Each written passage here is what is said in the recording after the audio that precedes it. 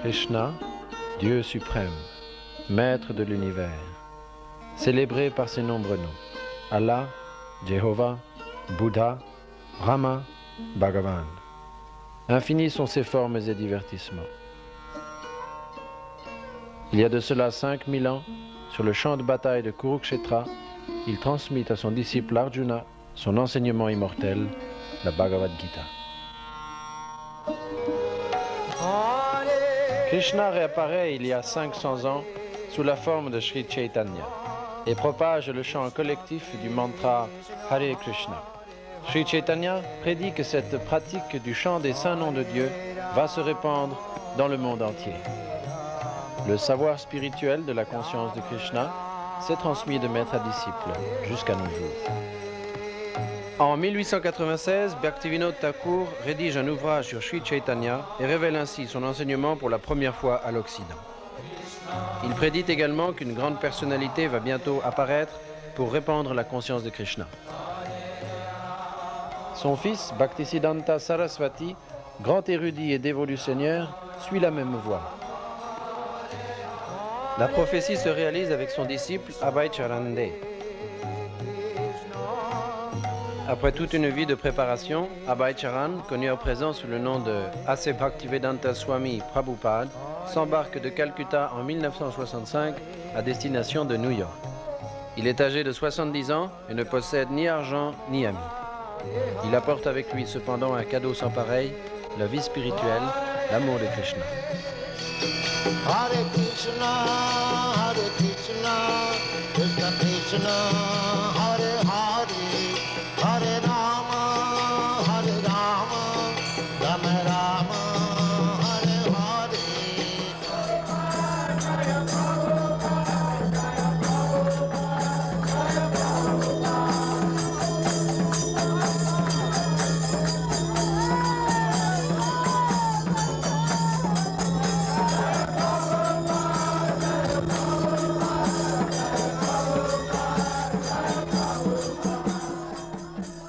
We are receiving the transcendental knowledge through Guru Parampara, succession. Ce savoir spirituel et absolu vient jusqu'à nous par l'intermédiaire de la filiation spirituelle, Guru Parampara. Il nous suffit de recevoir les instructions du maître spirituel, de les écouter de notre mieux et de tout notre cœur. Cela en soi constitue la perfection. Cette méthode est très pratique. Je n'ai en ce qui me concerne aucune qualification. Je me suis simplement efforcé de servir mon gourou, c'est tout. Mon gourou Maharaj m'a dit, si jamais tu viens à posséder quelque argent, imprime des livres. Voilà pourquoi j'insiste tellement. Je vous en prie, aidez-moi. Imprimez autant de livres que possible, dans autant de langues que vous le pouvez, et distribuez-les dans le monde entier. C'est ma seule requête. Vous verrez alors ce mouvement pour la conscience de Krishna se répandre automatiquement. Print as many books in as many languages and distribute throughout the whole world. Then Krishna consciousness movement will automatically increase.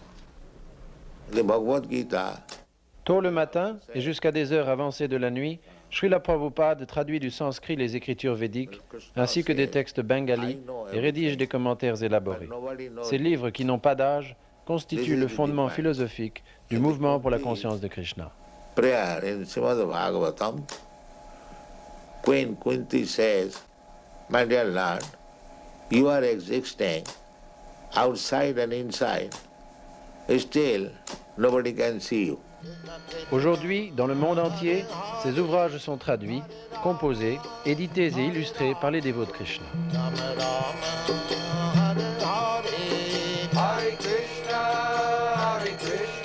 Srila Prabhupada comparait ces tableaux à des fenêtres ouvertes sur le monde spirituel.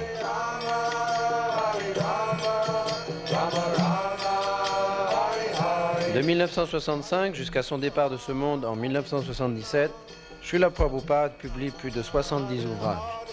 100 millions de ces livres ont été distribués en 35 langues différentes. Monsieur Judas Stilson, professeur d'histoire des religions, nous fait part de ses appréciations. The Hare Krishna movement, or the International Society for Krishna Consciousness, is a bona fide movement. Le mouvement Hare Krishna, ou l'Association internationale pour la conscience de Krishna, est un mouvement spirituel authentique. Son origine est bien antérieure à celle de la chrétienté. Le culte de Krishna est extrêmement populaire en Inde. Il l'a été de tout temps et constitue aujourd'hui encore une des grandes religions de l'Inde. Le fondateur du mouvement Hare Krishna, A.C. Bhaktivedanta Swami Prabhupada, fut envoyé par son maître spirituel aux États-Unis pour répandre les enseignements de Sri Chaitanya. Il a rempli sa mission d'une façon extraordinaire et durant sa vie, Srila Prabhupada a fait une grande impression sur les Occidentaux, non seulement de par sa vaste érudition, mais aussi de par ses hautes qualités spirituelles. Srila Prabhupada est connu dans le monde entier comme un grand érudit. Il a publié un grand nombre de livres qu'il a traduits et ainsi introduits pour la première fois en Occident. Ces ouvrages sont remarquables, non seulement parce qu'ils ont été traduits de façon merveilleuse, mais aussi parce qu'ils expriment la qualité unique du mouvement pour la conscience de Krishna. C'est pour cette raison qu'on les trouve aujourd'hui dans les universités et librairies des États-Unis et du monde entier. His works are now found in the various universities and libraries, not only in the United States, but also throughout the world. À Mayapur, au Bengale, les villageois chantent les saints noms de Dieu comme ils l'ont fait depuis des siècles.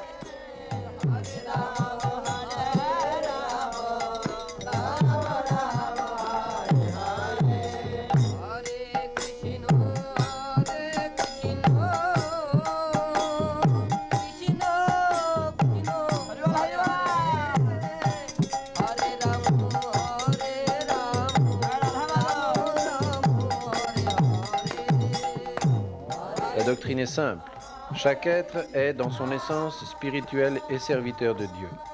Les désignations de race, sexe, religion, nationalité sont toutes temporaires. Pour réaliser sa nature éternelle, il suffit de chanter ou de réciter les saints noms de Dieu. Telle est l'essence de la conscience de Krishna qui est pratiquée dans le monde entier.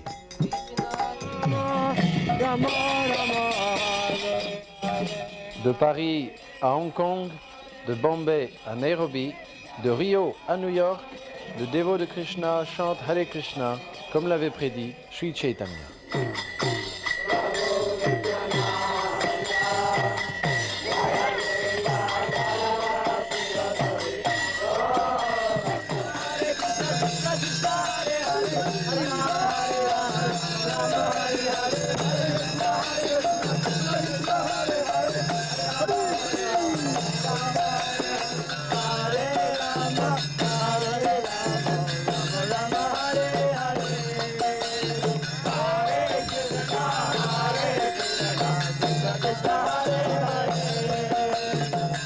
Un couple aux îles Fidji reçoit pour la première fois le magazine Retour à Krishna. C'est un bambin qui introduit ses étudiants californiens à la conscience de Krishna. Rukmini Devidasi nous explique pourquoi elle a adhéré au mouvement pour la conscience de Krishna. I first met Srila Prabhupada in Montreal in 1968. J'ai rencontré Srila Prabhupada pour la première fois à Montréal en 1968. Sa façon de chanter m'avait profondément touchée. J'étais également frappée par le fait que Srila Prabhupada ne rejetait aucune autre religion. Il expliquait au contraire que la véritable religion est celle qui enseigne comment aimer Dieu. Aujourd'hui, j'ai une famille et je corrige les textes pour la publication de nos livres. Pour moi, l'existence de Dieu n'est plus un sujet de débat ou d'argumentation, mais une joie que je peux percevoir chaque jour directement. À Calcutta, un temple en plein air.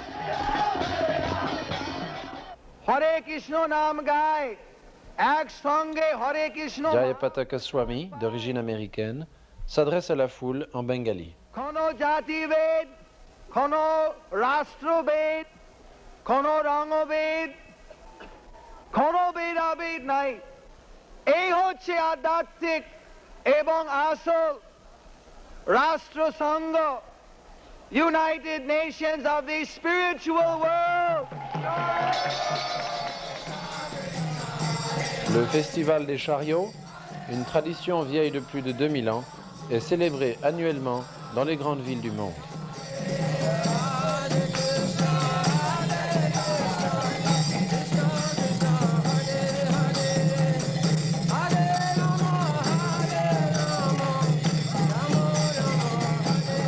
C'est avec beaucoup de pompe et de couleurs que l'on célèbre Janmastami, l'avènement de Sri Krishna dans la banlieue londonienne au manoir Bhaktivedanta.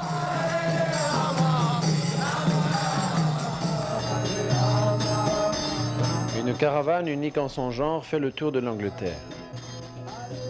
À l'intérieur, un temple construit par les dévots. Personne ne peut plus dire qu'il vit loin du temple, car demain celui-ci sera peut-être à sa porte avec un festival et des pièces de théâtre basées sur les textes védiques.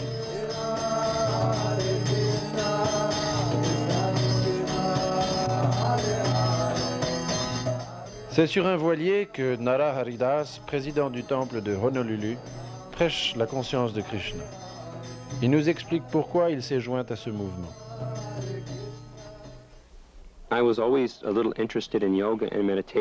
J'avais toujours été un peu attiré par le yoga et la méditation, mais la lecture des livres de Srila Prabhupada a transformé mon existence.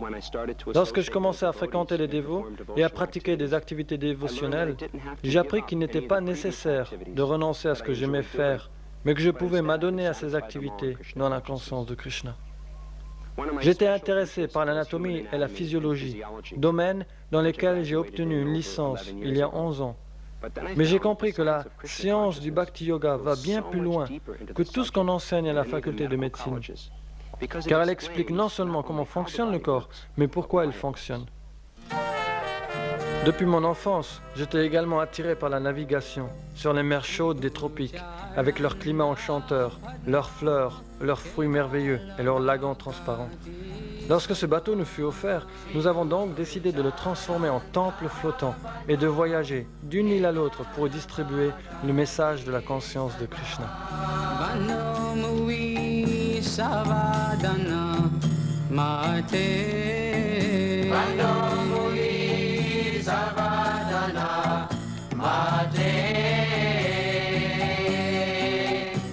Juhu Beach, Bombay, un centre culturel unique, un des plus importants du mouvement.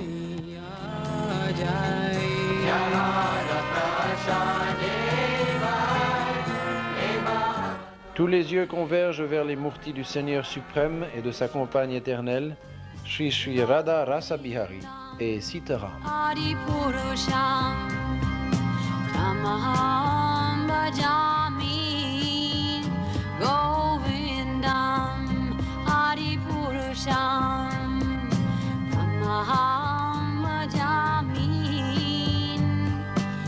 Ces dioramas représentent les divertissements du Seigneur. Le dévot de Krishna étudie les danses traditionnelles qui dépeignent les divertissements de Krishna. Dans le théâtre du temple, la célèbre Vijantimala donne une représentation au bénéfice du mouvement.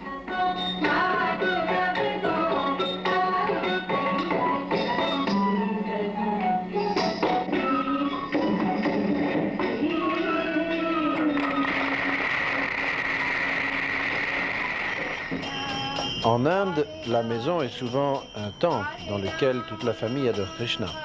À présent, cette tradition est largement suivie par de nombreux Occidentaux. Marco Ferrini est à la tête d'une des plus grandes maisons de décoration d'Italie. Non loin de Pise, lui, sa famille et ses parents vivent dans une maison qui est également un petit temple. Ils mènent les chants et les classes matinales.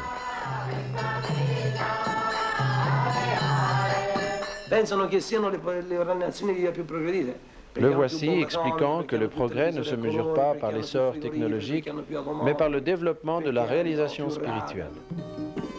Tout le monde est invité à entrer en contact avec les dévots et à progresser spirituellement.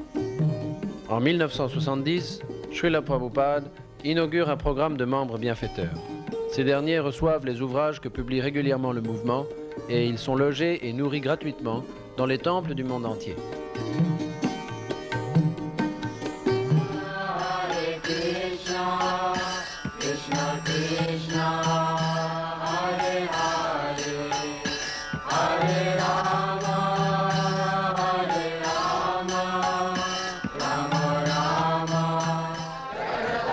Un feu de sacrifice dans la plus pure tradition védique.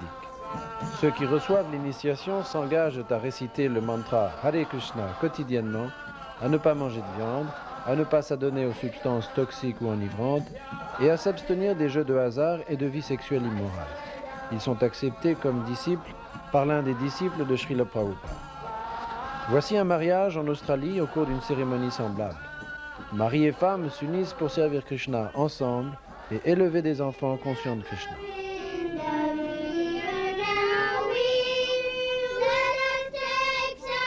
La conscience de Krishna est naturelle pour les enfants. C'est avec joie qu'ils font de Krishna le centre de leur vie.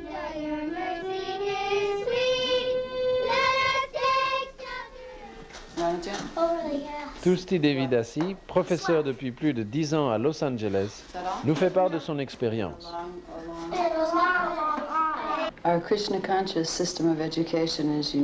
Notre système d'éducation dans la conscience de Krishna est unique. C'est une combinaison des sujets académiques traditionnels et de la connaissance pratique de la vie spirituelle.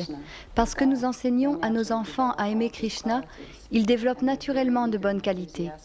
Ils sont très enthousiastes et désireux d'apprendre.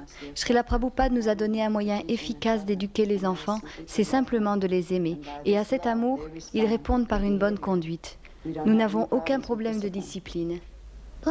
Nos méthodes s'avèrent être efficaces puisque l'élève moyen est en avance sur son âge.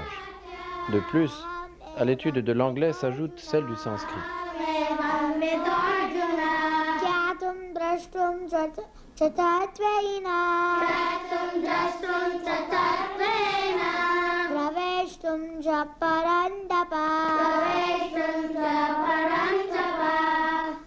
Only by undivided devotional service. Only by undivided devotional service. Can I be understood as I am? Krishna peut uniquement être compris par le service de dévotion.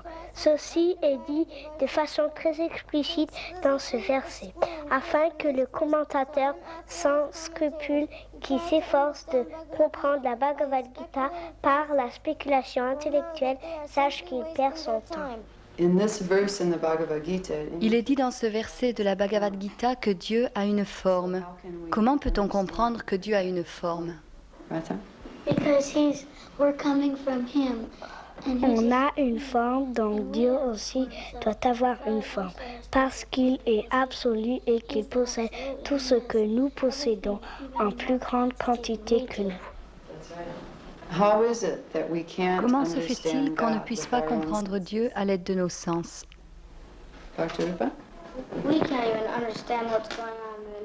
On ne peut même pas voir ce qui se passe dans la pièce à côté.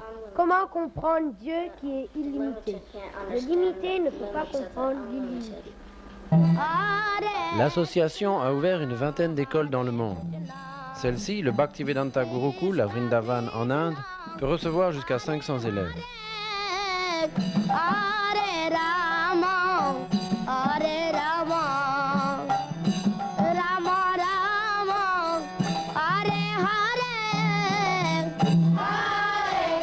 Ces derniers adorent Krishna dans l'un des temples les plus populaires de Vrindavan, le Krishna Balaram Mandir, construit par l'Association internationale pour la conscience de Krishna en 1975.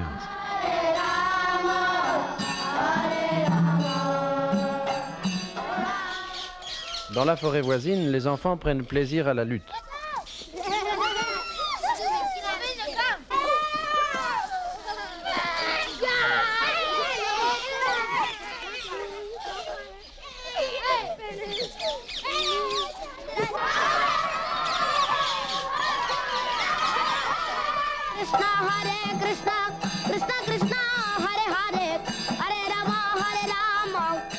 Vrindavan, la terre de Krishna, avec ses animaux favoris, les vaches et les veaux, une atmosphère idéale pour se souvenir de Krishna et se développer spirituellement.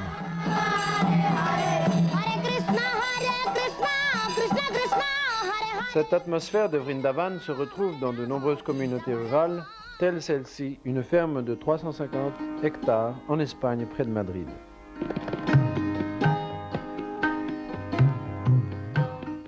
Le sable utilisé pour la construction provient des carrières situées sur le terrain même de la propriété. Sa devise, une vie simple, vouée à de hautes pensées. La société humaine s'épanouit grâce aux dons de la nature et non par de grandes entreprises industrielles. Lorsqu'il défie les lois de la nature, l'homme s'expose à ses réactions. En agissant en harmonie avec elles, il peut connaître paix et prospérité.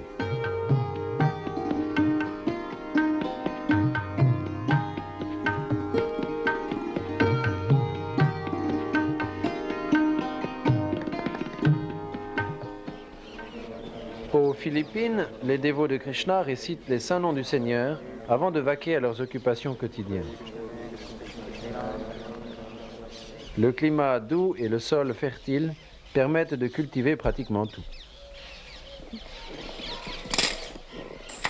Les dévots du pays enseignent la construction de maisons de bambou à leurs frères occidentaux.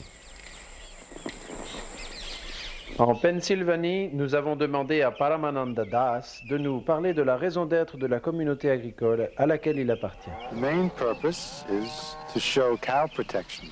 Notre dessein principal est de protéger la vache. Nous voulons traiter la vache et le bœuf selon leur position naturelle. La vache est une mère car elle nous fournit le lait qui est à la base de notre alimentation sous forme de lait, fromage, yaourt et beurre. Le bœuf est un père car en tirant la charrue, il aide à produire les céréales nécessaires à notre subsistance.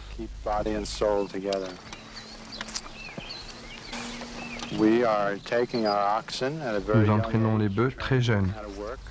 Ils sont très utiles et peuvent en fait remplacer toute la machinerie moderne. Nous nous considérons comme les serviteurs de Krishna, les serviteurs de Dieu. Notre position naturelle est de satisfaire Krishna et de vivre selon ses lois. Nous sommes très heureux ainsi. Et les vaches et les bœufs aussi d'ailleurs. 6000 kilomètres au sud, dans une vallée fertile du Brésil, un ashram rural de l'Association internationale pour la conscience de Krishna. Angira Munidas, le maître d'école, y vit avec son épouse. Il dirige la traduction des livres de Srila Prabhupada en portugais. Les dévots œuvrent pour vivre de façon autonome sur ce terrain de 150 hectares. Les cultures poussent toute l'année. La vraie richesse ne se calcule pas en billets de banque, ni en machines, mais en terre, vaches, légumes et céréales, et surtout la paix qu'on trouve à vivre naturellement dans une communauté consciente de Dieu.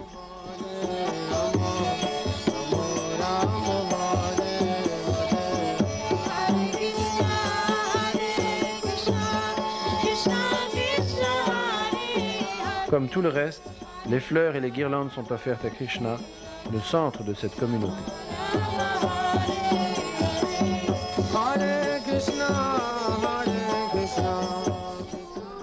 En France, un château devenu temple abrite de nombreux artistes et artisans, tels Sadashiva Priyadas.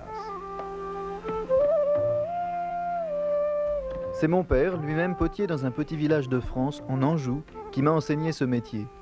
J'avais entamé des études, mais je suis revenu à la poterie car je cherchais à m'extraire de cette vie moderne matérialiste. Je pratiquais déjà le yoga et m'efforçais de purifier mon existence. Puis j'ai rencontré les dévots de Krishna et j'ai commencé à lire les livres de Srila Prabhupada. Maintenant, par la grâce de Krishna, je peux faire tout cela dans la conscience de Krishna.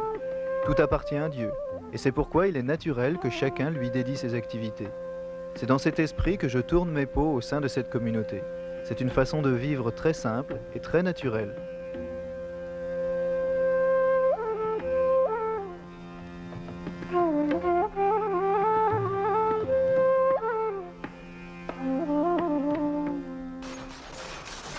De tout temps, artistes et artisans ont glorifié Dieu à travers leur art. Chez les dévots de Krishna, cette tradition reste en vigueur.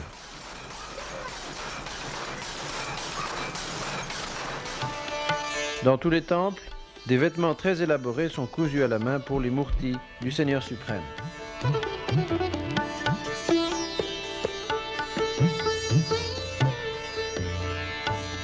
En 1973, Srila Prabhupada envoie une quinzaine d'artistes de ses disciples à Mayapur, au Bengale, pour y apprendre un art très ancien, en voie de disparition, la confection de poupées de terre. Ces artistes présentèrent la première exposition spirituelle américaine, dévoilant les divertissements de Krishna et son enseignement à l'aide de dioramas. Voici la forme universelle de Krishna, telle qu'on peut la voir au musée de Los Angeles.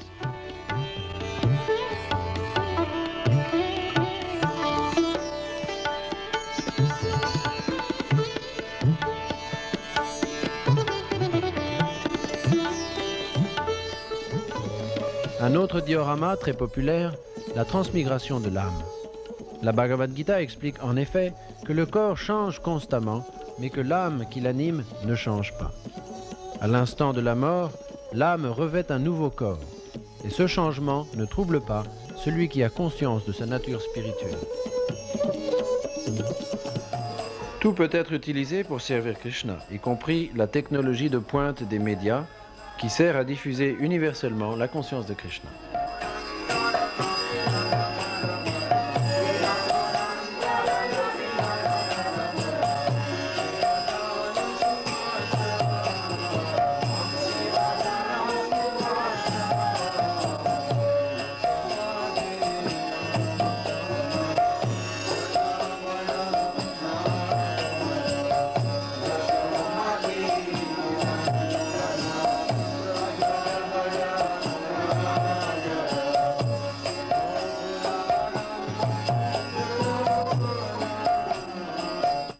Il s'agit là d'une exposition de peinture traditionnelle exécutée par les dévots de Krishna au consulat de l'Inde à New York.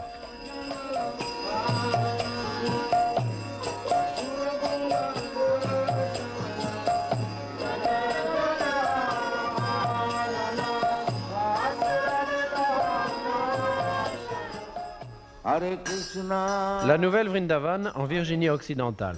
1500 hectares de terrain vallonné et de collines, dont l'une d'elles s'enorgueillit d'une construction stupéfiante, un mémorial splendide, le palais de Srila Prabhupada.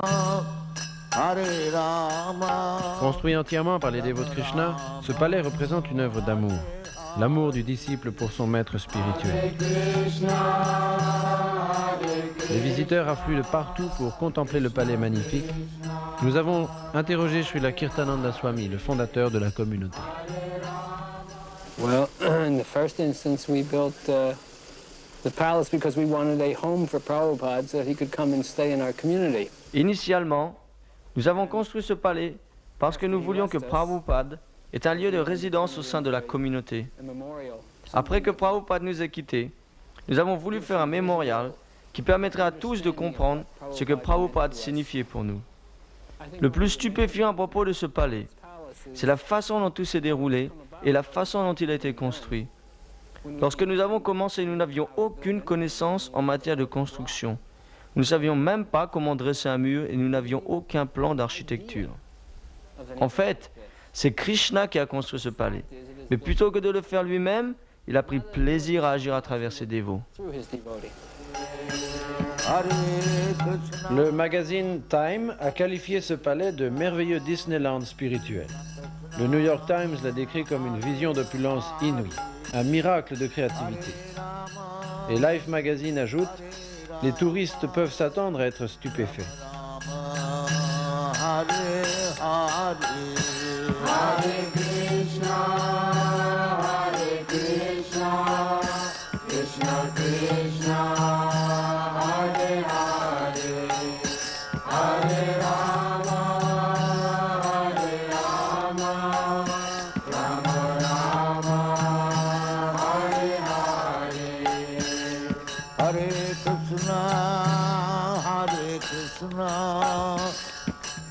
Mais le palais de Prabhupada n'est qu'un début. Bientôt, 7 temples édifiés à la gloire de Krishna couronneront les collines de la nouvelle Vrindavan.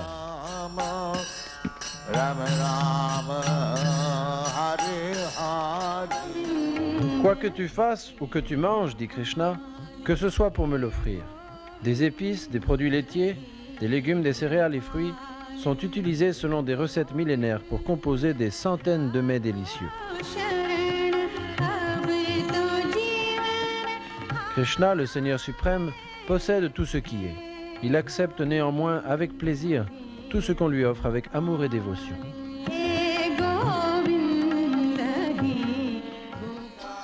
À Florence, en Italie, comme dans tous les temples, le prashadam, ou la nourriture offerte à Krishna, est distribué gratuitement tous les jours. Les différences d'âge, de nationalité, de race et de religion s'effacent devant ces mets exquis et, qui plus est, spiritualisés. On sert également du prashadam au cœur de Londres, près d'Oxford Street. Dans les 40 restaurants que l'association a ouverts à travers le monde, on ne sert que de la nourriture offerte au préalable à Krishna. Jamais donc de viande, de poisson ou d'œufs, car Krishna n'accepterait pas de telles offrandes.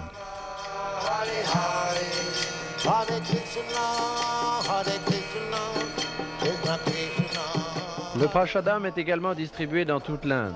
Pas de pénurie, Dieu pourvoit aux besoins de tous. À Mayapur, au Bengale, les dévots de Krishna distribuent du khitri, un mélange savoureux de pois cassés, de légumes et de riz à des milliers de personnes.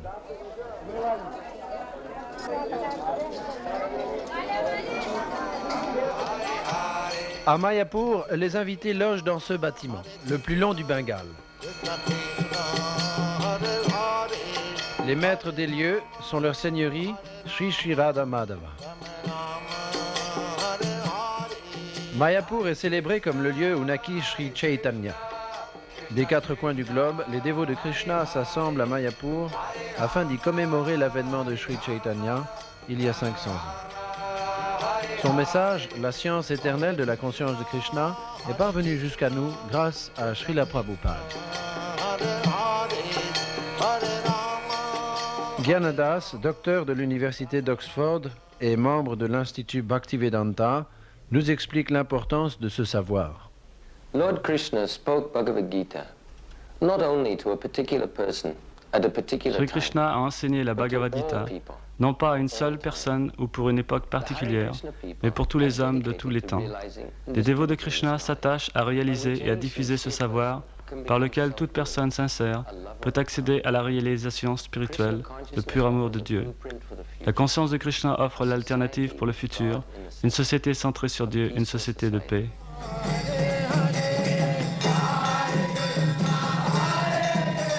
Le chant, la danse, la philosophie et les festins, voilà l'univers des dévots de Krishna.